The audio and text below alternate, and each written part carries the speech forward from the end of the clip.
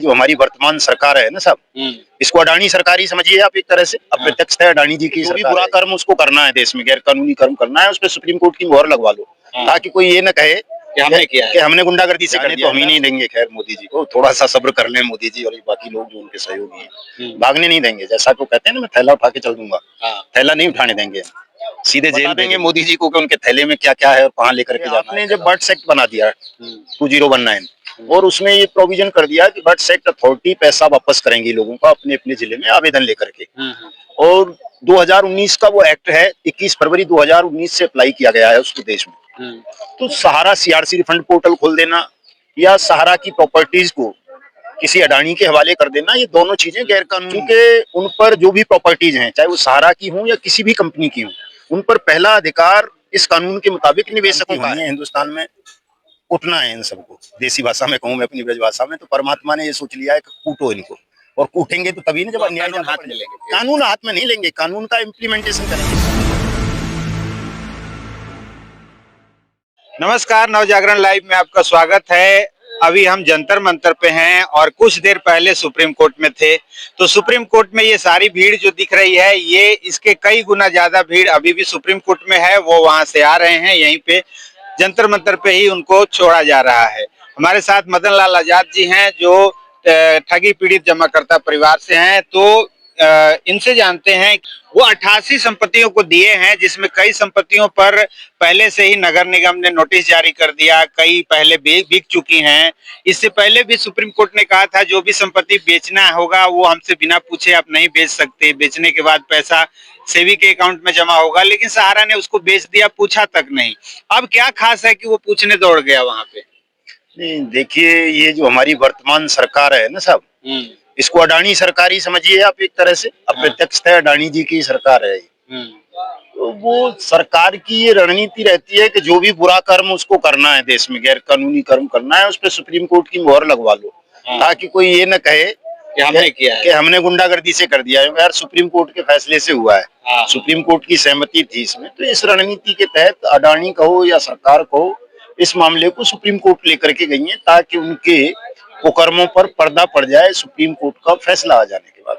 लेकिन जो सरकार है, मोदी जी हैं, वो एक एक गरीब का ख्याल रखते हैं। वो कहते हैं हम एक एक पैसा का हिसाब देंगे, हम पैसा लेके जाने वाले नहीं है, खाली झोला लेके आए हैं, झोला खाली है अभी भी। जाने तो हम ही नहीं देंगे खैर मोदी जी को, थोड़ा सा सब्र कर लें मोदी जी और बाकी लोग जो उनके सहयोगी हैं, भागने नहीं देंगे। जैसा को कहते हैं ना, मैं थैला उठा के चल दूंगा, थैला नहीं उठाने देंगे, सीधे जेल भेजेंगे। थोड़ा सा सब्र कर लें बस, इस भीड़ को और थोड़ा बढ़ने दें। जिस दिन ये हो जाएगी 1 लाख के लगभग, उस दिन बता देंगे मोदी जी को कि उनके थैले में क्या क्या है और कहाँ लेकर के जाना है थैला उनको। तो अभी काफी सहारा के अधिकारियों पर कार्रवाई भी हुई है, ईडी और सीबीआई की। तो आपको क्या लगता है, बिहार चुनाव का असर है कि आप लोगों के प्रदर्शन का असर है? देखिए साहब, ये भी नहीं कह सकता मैं कि ये हमारे प्रदर्शन का असर है या बिहार चुनाव का असर है। ईडी या सेबी या सीबीआई ये बीच बीच में करती रहती हैं इस तरह की कार्रवाइयां, लेकिन जो सरकार इस वक्त थोड़ा सा हमदर्दी दिखा रही है पीड़ितों के प्रति, उसके पीछे जरूर बिहार के चुनाव का कारण है कि वहां उनको वोट मिल जाए, दोबारा से सरकार बन जाए वहां इनकी बिहार में, या अच्छे बहुमत से बन जाए। तो इसलिए वो थोड़ा बहुत जो है टॉफी टाइप की चीजें पीड़ितों को दे देना चाहते हैं, लेकिन वो सब व्यर्थ की चीजें हैं।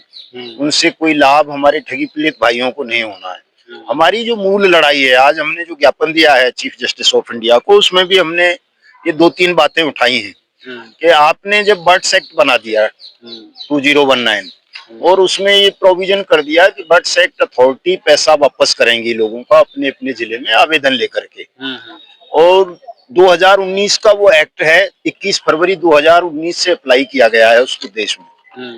तो सहारा सीआरसी रिफंड पोर्टल खोल देना या सहारा की प्रॉपर्टीज को किसी अडानी के हवाले कर देना, ये दोनों चीजें गैर कानूनी है, क्योंकि उन पर जो भी प्रॉपर्टीज हैं, चाहे वो सहारा की हो या किसी भी कंपनी की हो, उन पर पहला अधिकार इस कानून के मुताबिक निवेशकों का है।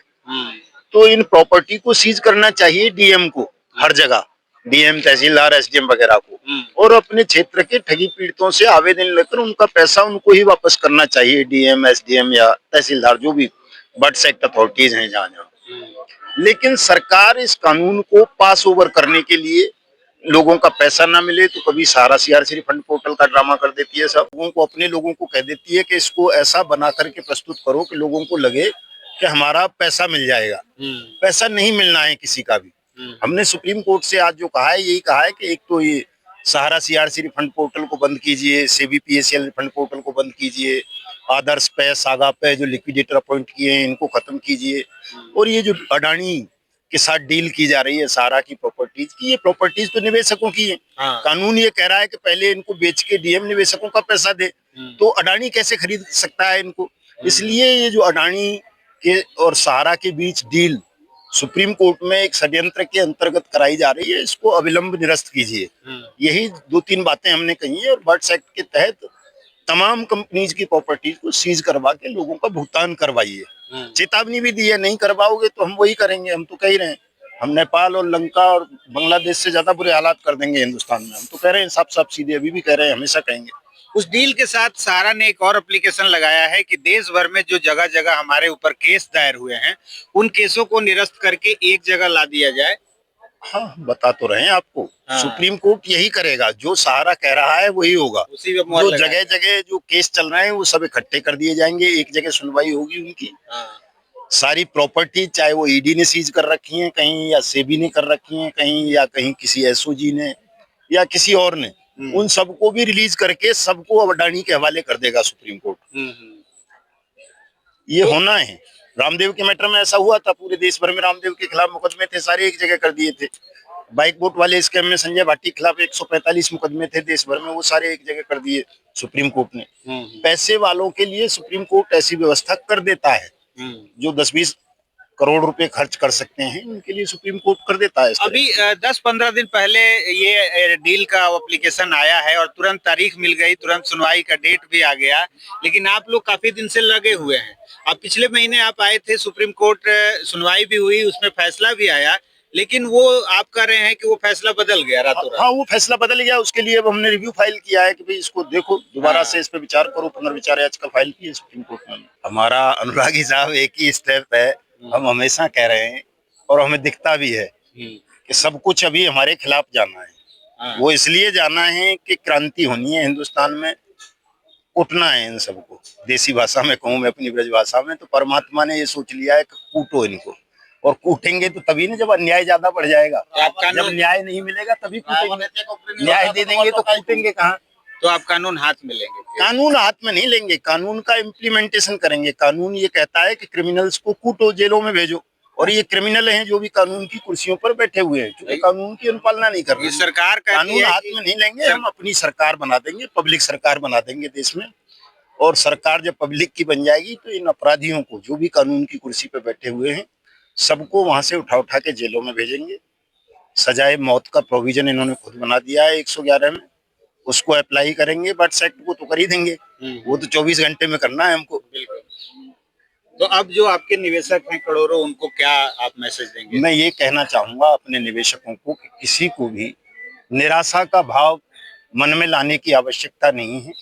बहुत कम समय रह गया है जब हिंदुस्तान में इस बेईमान सिस्टम के खिलाफ क्रांति होगी, और सब कुछ जो जनता का है वो जनता को मिल जाएगा।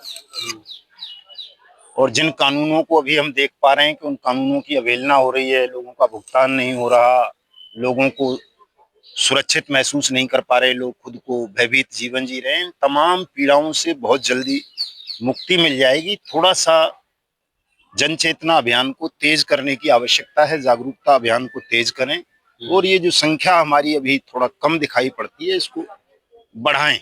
जिस दिन ये संख्या बढ़ जाएगी उस दिन सब कुछ हो जाएगा सब। चलिए, बहुत बहुत धन्यवाद। तो ये थे मदन लाल आजाद जी, और जो अपने समर्थकों के साथ यहाँ पे आए हुए हैं। फिर हम अपडेट देते रहेंगे, बने रहिए नवजागरण में।